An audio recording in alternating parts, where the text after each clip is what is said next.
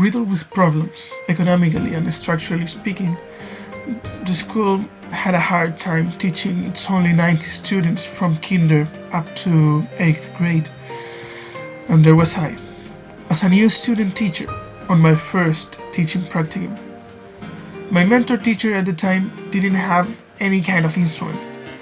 There was just one projector for the whole school, and even though the ministry had sent DVDs and audio CDs, the school's DVD player and radio were nowhere to be seen, and some students didn't even have their English books.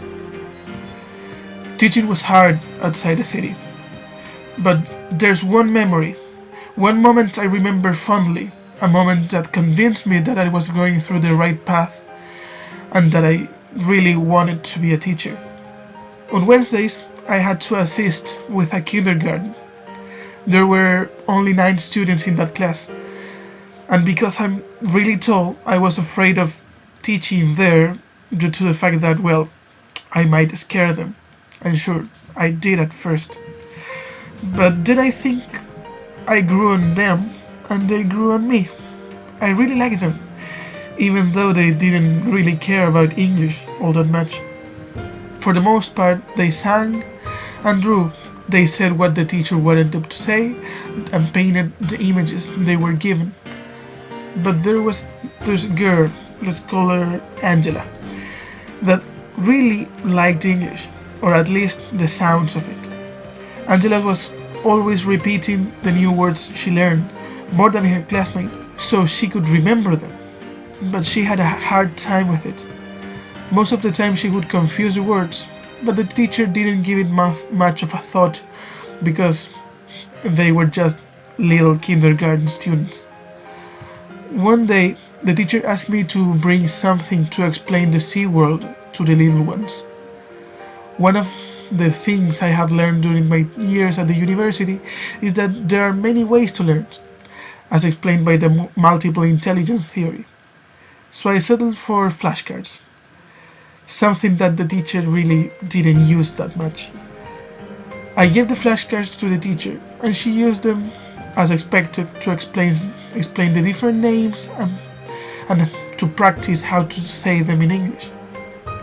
And after that, she gave a worksheet with all the animals to each student for them to paint them.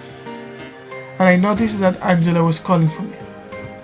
She wanted me to tell her how to say the names in English.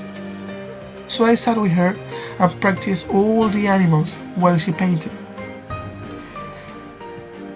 The class ended and I went home. But the next class, the following week, I got my biggest surprise up to that point as a teacher, and it was a nice one. At the beginning of the class, the teacher asked the kindergarten to name all the animals. And Angela, while looking at me with a radiant smile on her face, named them all without any mistake. There's a quote by American college basketball coach Mike Krzyzewski that explains how I feel about this memory.